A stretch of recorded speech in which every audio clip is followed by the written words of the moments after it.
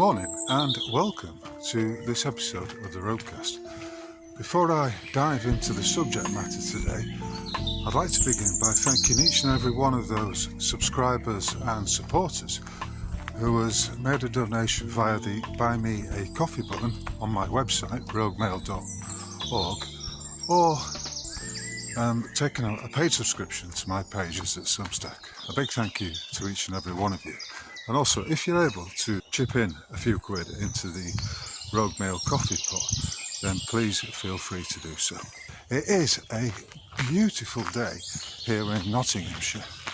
And once again, I am next to the Moor Green Reservoir, which lies just on the edge of the Beauvale Woods. Today's roadcast is entitled 3 Stripes and You're Out. To begin with, I am very aware that I have opined on the subject of Sir Keir Starlin on a number of occasions now, but it does appear that he is the gift that keeps giving.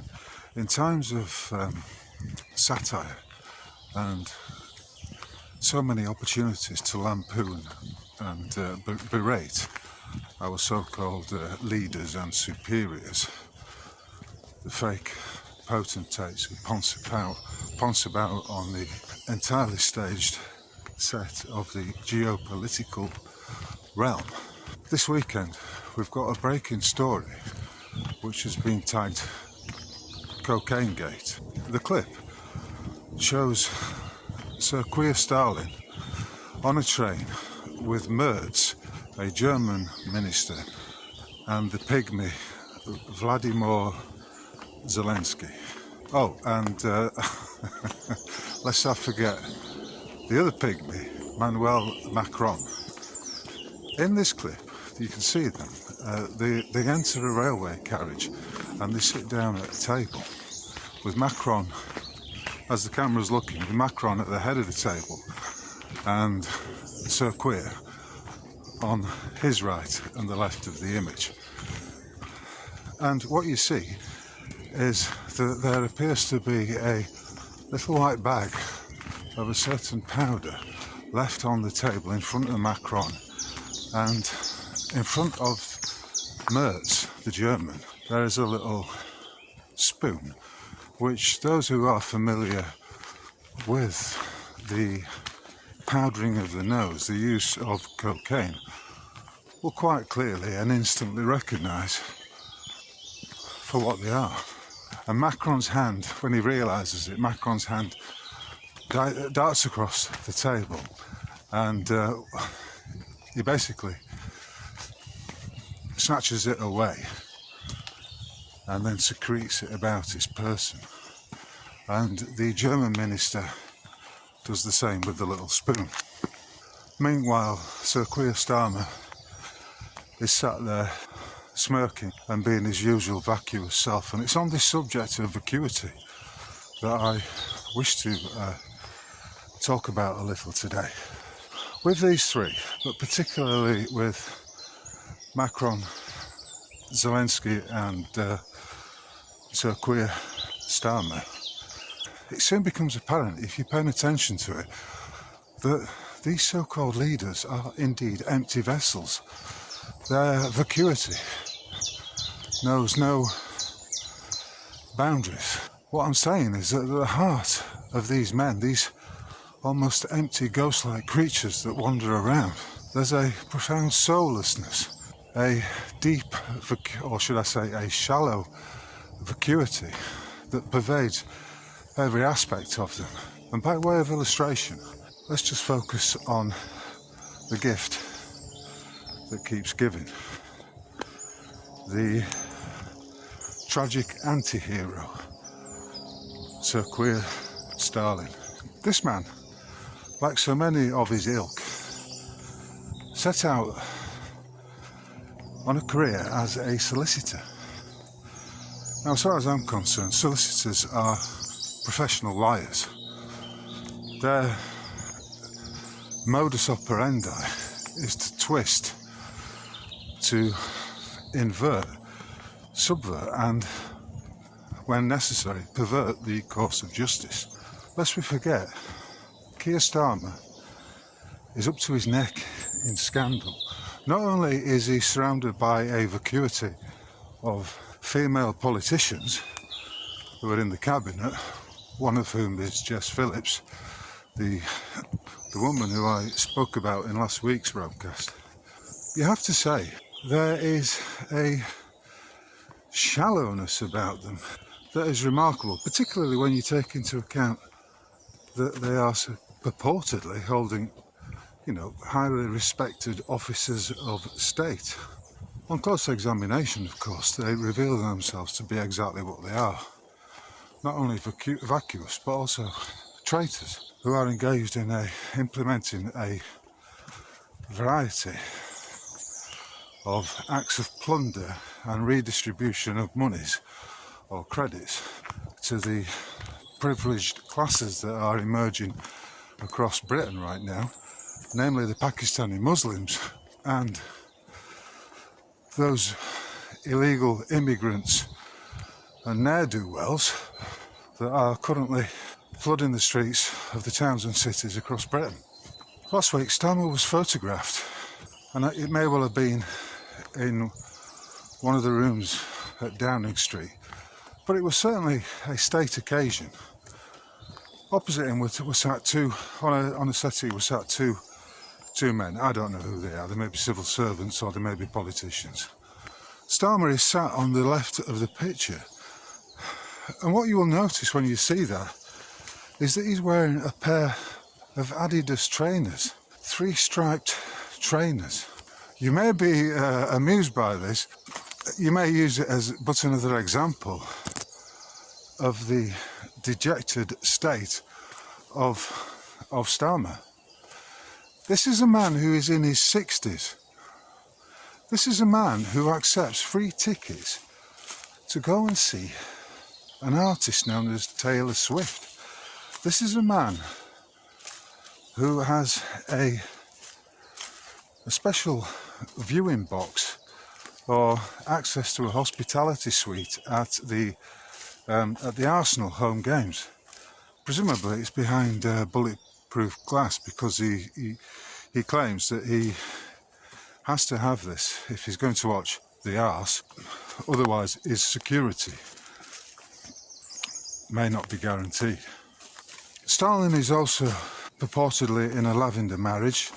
He's up to his balls in a clandestine relationship with a gay Muslim benefactor at whose flat he has stayed, or may well even be staying to this day.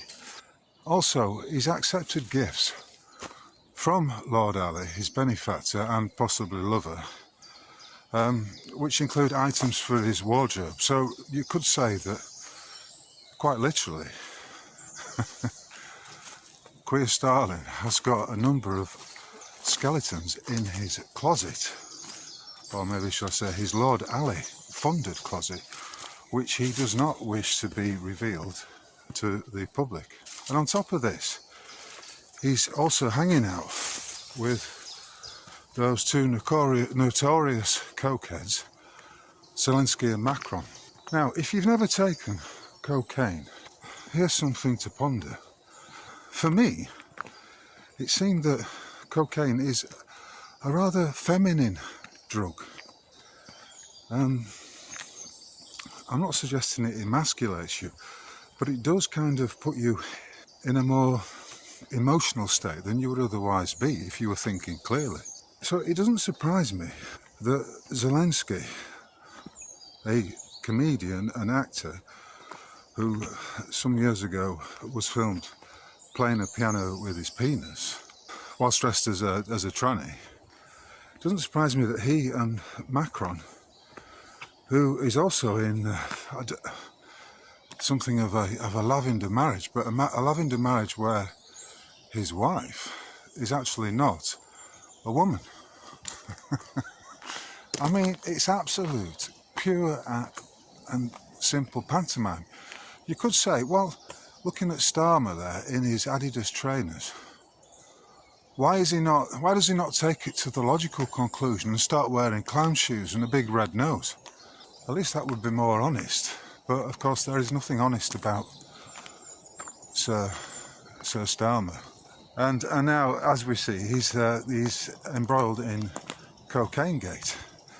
And how surprising, and yet still rather interesting it is to note that the British media, the mainstream media, who you would expect to be all over this, I mean, the facts are plain.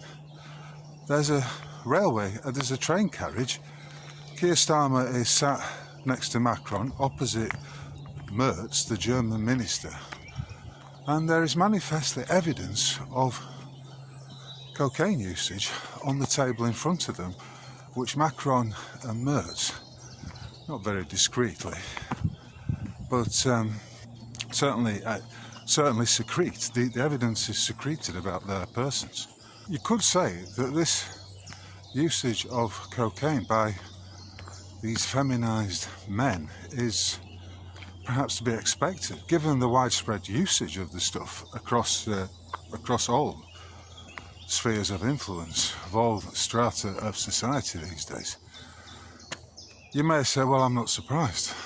But if cocaine is a prop for those who are vacuous and have feminist leadings, then you may say, well, I'm not surprised. Not feminist leadings, but a feminized character or personality. If it is the choice of drug for those types, then you shouldn't be surprised that these rather effete, simpering, wimpish men, Zelensky, Macron and Starmer, are adherents of the stuff. Another aspect of cocaine is the way it inflates the ego. It creates a false sense of confidence and a balloon of self-inflation that is, once the effects start to wear off, is easily deflated. And at the end of it you think, well, why the fuck did I bother? However, as I've said before, I do have some sympathy for these types because they have fallen for the gross materiality of this world. These three, I'm focusing on these three stripes, have Macron, Zelensky and Starmer, because they are manifestly joined at the hip. You could say they're in bed together. I'm focusing on these three because I wish to just emphasise this vacuity that exists at the heart of these false pretenders, these shallow popinjays who ponce about on the geopolitical stage. Now, on the subject of stripes, I spoke a couple of weeks ago about the historic events that led up to the 1290 expulsion of the Jews in England initiated by the King Edward I. During the 1200s, it was required of the Jewish people that they, in England, that they wore a badge, and this badge was 2 stripes, and the measurement of those stripes was 2 fingers by 4. Nowadays, if you go to a builder's merchant's or you go to a wood timber merchant's and you wish to buy some wood, you may well buy some 4x2 or 4x2 measured wood. 4x2 is also Cockney rhyming slang for Jew. I found it very interesting that the expression 4x2 actually goes back hundreds of years to the time when they had to wear these 2 stripes on their garments, and the measurement of those stripes was 2 fingers before, or 4x2. So the origin of the rhyming slang may not be as recent as perhaps we may think. The point of this is I genuinely wonder how much longer Starmer can cling on to his position as faux Prime Minister.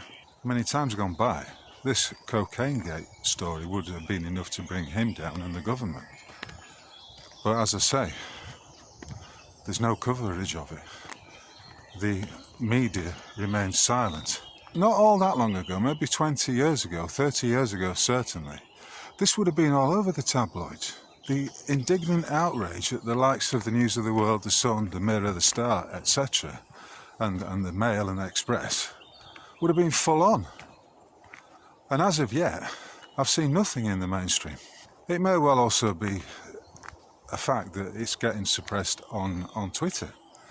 Last week, I had a post that was censored on Twitter, and it was a post. I linked to some content. I can't remember what the picture was, but I linked to the content, and I stated, the Synagogue of Satan and its mind-controlled adherents are in love with lying and inversion of the truth at all costs. And immediately this was flagged up by the algorithm on X, and I received an email stating that the post was being throttled down, it was being censored, in other words, on the grounds of hateful conduct.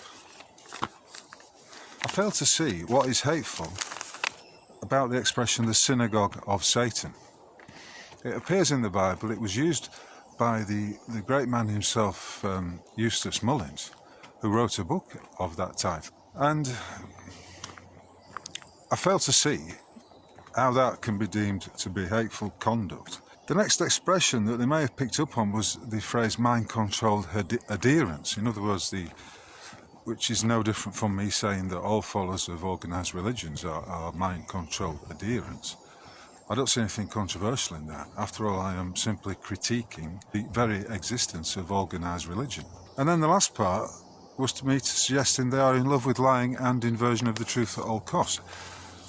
I genuinely fail to see how that is controversial or in any way can be deemed hateful conduct, but I suspect the trigger phrase was the Synagogue of Satan.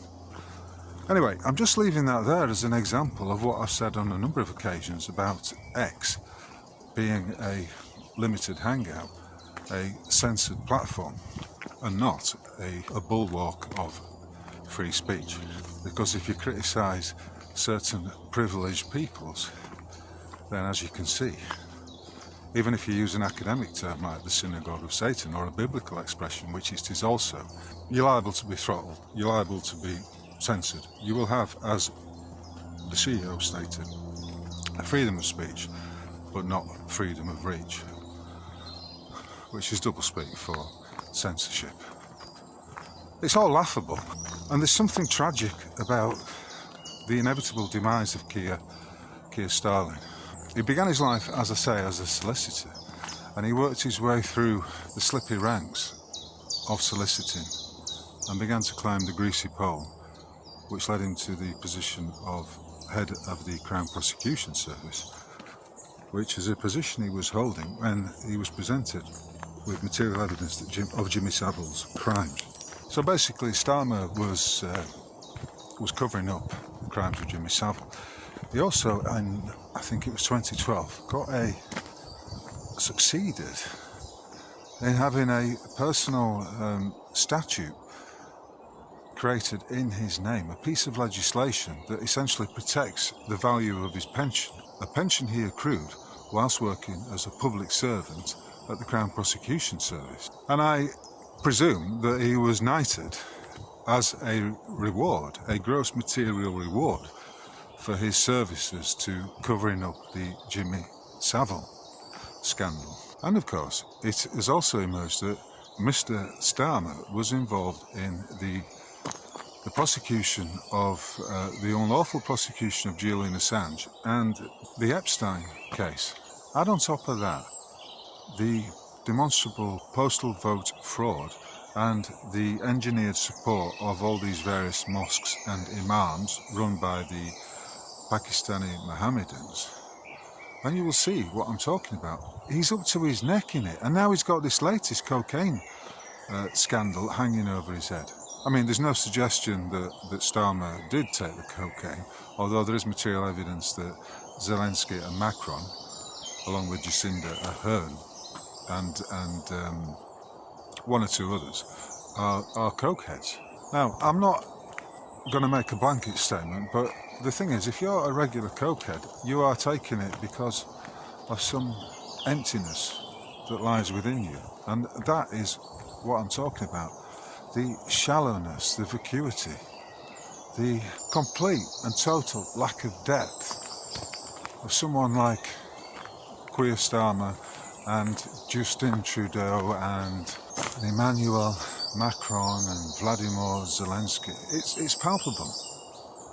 So perhaps we shouldn't be surprised that they take the white powder. It is to mask their own inadequacies and to further fuel their delusions of adequacy and grandeur. In the simplest of terms, you cannot be making decisions concerning affairs of state if you are in a drug-induced state. The third stripe of today's discourse is a return to a matter that has been bubbling under for some time. You may recall that I have a friend, Dave,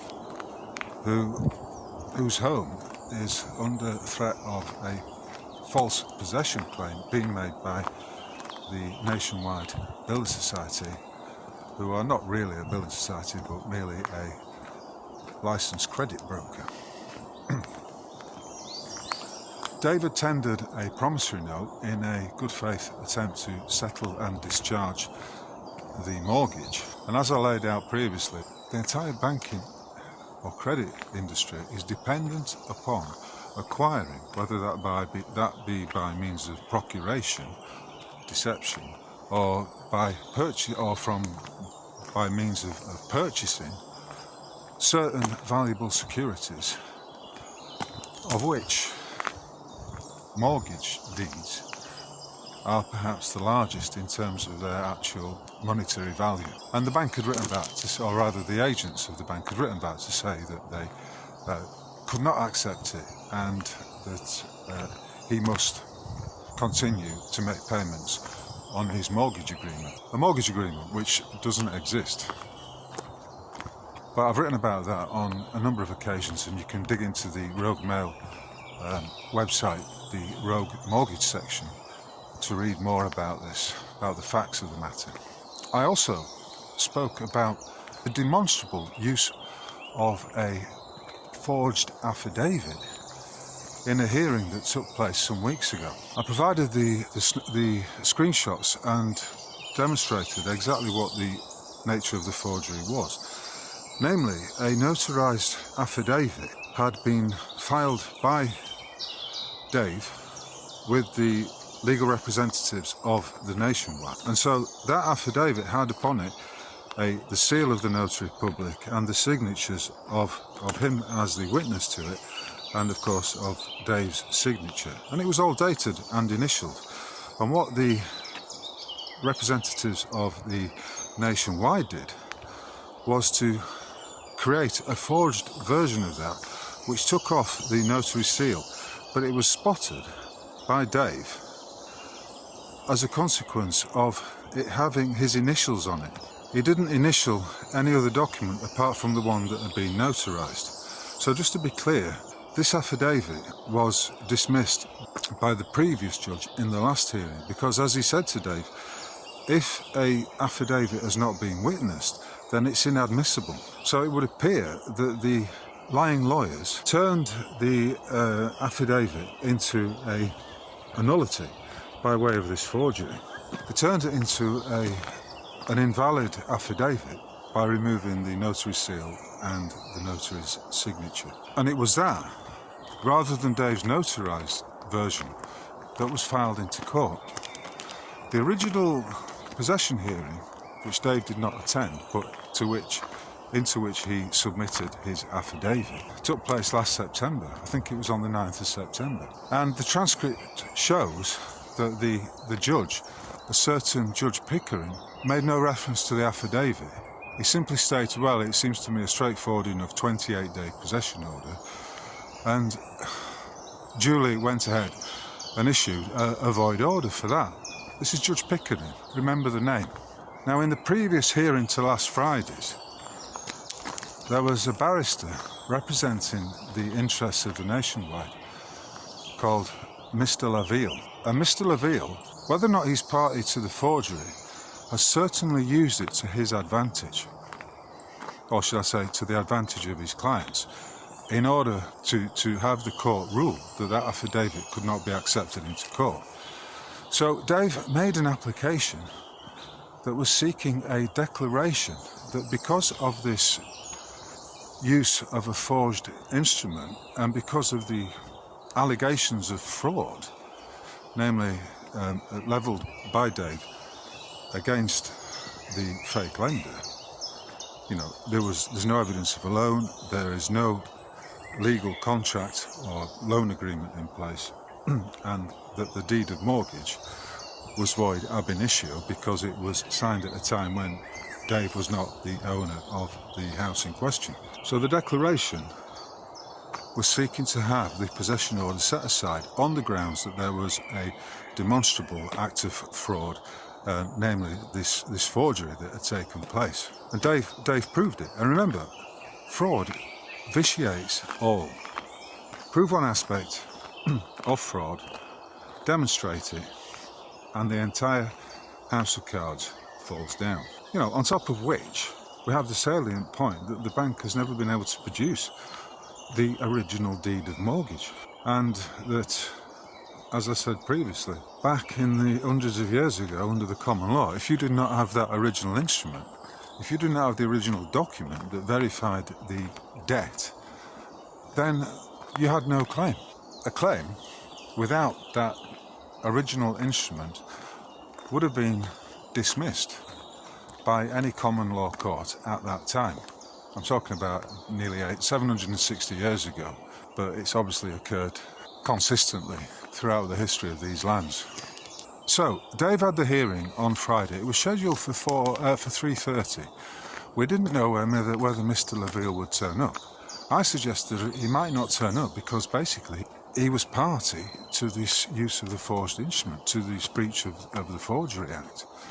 And as the judge, and it was Judge Pickering again who presided on Friday, you could argue, well, that judge should have been recused because he cannot preside in a matter which he has a conflict of interests.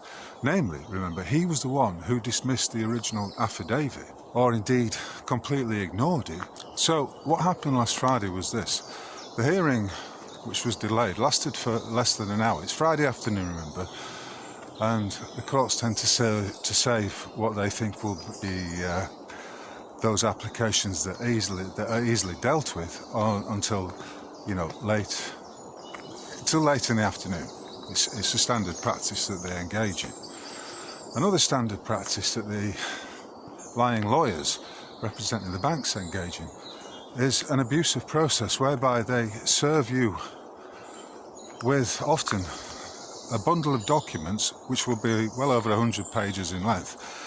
They serve you that not 7 days before the hearing, as they are legally required to do, but only hours before the hearing, giving you no opportunity to go through, to examine the documentation and to rebut its contents. That is an abusive process. So Dave's gone in on Friday with this application to seek a declaration from the court that the licensed broker's claim is to be set aside on the basis that there has been a reliance, if you like, upon a forged instrument. And Mr. LaVille relied upon this forged instrument in order to gain advantage for his client, the Nationwide. But at this point, of course, the judge is conflicted because he was the original judge who presided over the first possession hearing, at which Dave was not present. And he was the one who seemingly ignored the contents of the affidavit of that defence,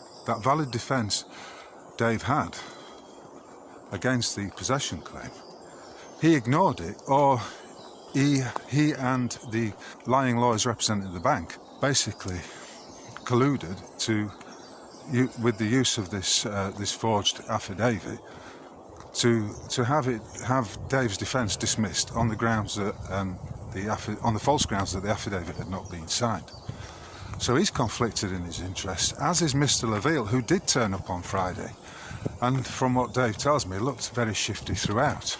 It was the judge and Dave who spoke the most on Friday, with the judge essentially defending the indefensible, namely the actions of the of the legal representation. Now, at one point, Mr. Pickering asked Dave to explain what there was a reference to a 1354 Act, and as a way of testing Dave's mettle, he asked Dave to explain it, which Dave did with some panache and very easily.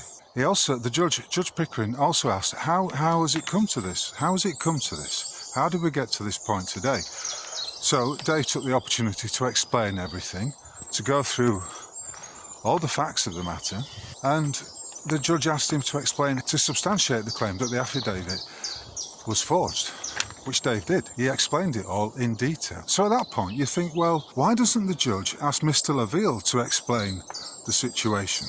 After all, he's involved in it and he's reliant upon this forged instrument. But at no point was Mr. Laville asked to explain this anomaly, this forgery. All Mr. Laville had to say was that this, namely Dave's application, was an abuse of process. And as soon as I hear that expression, I have to laugh, because isn't it typical that the liars, the perverse, the subverters of the truth, namely the lying lawyers, accuse others of that which they are manifestly engaging in themselves?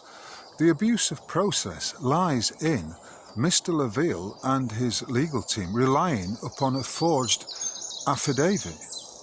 A forged affidavit which in that form gave the judge the false grounds to have it dismissed.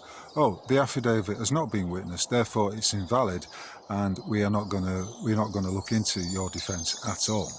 So when Dave pointed out that the judge was involved in this as well, because he had been the original one who'd issued the void possession order, we witness the abject reliance upon fallacy as a way for the judge to try and dig himself out of a hole that he was in. And at that point you might think, well, everybody knows the adage, if you're in a hole, you better stop digging. But no, Mr. Judge Pickering continued regardless of that fact.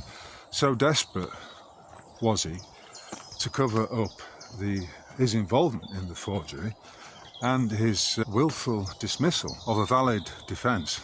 So desperate was he to cover this up that he stated that the document had been filed into court. All parties agreed the document had been filed into court by the representatives of the licensed credit broker.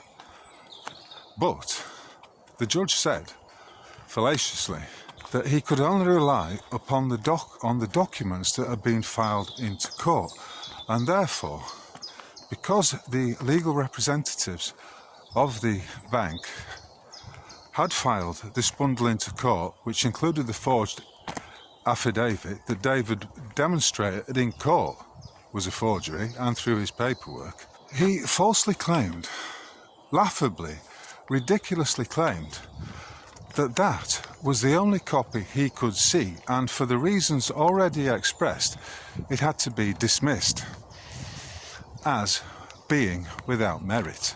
And at this point you're thinking, well, what a travesty of a farce, of a sham. It's like the Mad Hatter's Tea Party, and Judge Pickering is the Mad Hatter. But how interesting that this highly expensive barrister, Mr. Laville, had the sum total of fuck all to say, and he was never asked for an explanation. This is what the judge said. Regardless of what you're saying and iterating, I can only go by what is in the file, but without examining the original affidavit. He then claimed that he could not recollect which version of that document he saw. And then we had the appeal to emotion from the judge. Basically, he held up a huge box containing several lengthy files of his workload and said something along the lines of, you know, I've got this amount of work to get through and I can't possibly read every document that comes on my desk. The simple answer to that is, well, what the fuck are you doing masquerading as a judge then? It's of no relevance to the situation here, particularly when Dave is bringing it to his direct attention and explaining the nature of the forgery It's akin to him burying his head in the sand, or sticking his fingers in his ears and saying, "Oh no, I can't hear you, I can't hear you." It is ridiculous. Obviously, there are so many cracks in whatever order this judge will now go ahead and issue that it's demonstrably appealable, and he will doubtless go ahead and issue a void order because it's void because he has attempted to sidestep, to cover up and ignore the facts of the matter, and that, you could say, is the equivalent to having an unpinned hand grenade down your trousers. At the end, Mr. Laville said he would remain silent as to costs. The Judge Pickering explained that this meant that the costs of the barrister and the legal team would be added to the equity of the mortgage, and he used that as an opportunity to warn Dave off from taking any further action. He said expressions like, "You keep coming back for another bite of the cherry. I have to warn you that if you continue to do this, then you will be eating into the equity of the house." He actually said, "I'm not discouraging you from appealing. I'm not trying to influence you or deter you," which again is fallacious. He's using his appeal. It's another appeal to emotion, the threat of incurring extra costs as a consequence of having the temerity to stand up to the fraud of the Nationwide. He's effectively trying to scare Dave off the battlefield. But as I said to Dave on Friday morning, prior to the hearing, you need to go in there as a beacon of light. After all, when you go into the court as the man, you are the one in there who is standing under the truth, the facts of the matter, and all those facts are lined up in your favour. All that will emanate from the bench and from the lying lawyers will be an attempt to cover it up, and that was what happened. And Mr. Laville, who will be getting paid thousands for his appearance at a hearing last Friday that lasted less than an hour, all he had to say was that this is an abusive process. And of course, those words will come to haunt him, because he was manifestly deflecting the spotlight off his own manifest abuses of the lawful process, simply by accusing Dave of that which he was engaging in. There'll be more on this subject as it unfolds, but in the meantime, this episode of the Roadcast has been entitled 3 Stripes and You're Out. The 3 stripes, the 3 lines, being Sir Keir Starmer and the legal system, the cocaine gate scandal, and of course the scandal that is unfolding as regards Hull County Court is concerned, and the discreditable actions of the barrister Mr. Laville, who has gone to the nth degree to cover up the frauds of his clients, namely the Nationwide Bank. 3 stripes and you're out. Some of these types are clinging on by their fingertips as the reality of the situation and the truth of the matter begins to unfold. Whether you're Mr. Justice Pickering, whether you are Mr. Laville, whether you are Mr. Starmer, Mr.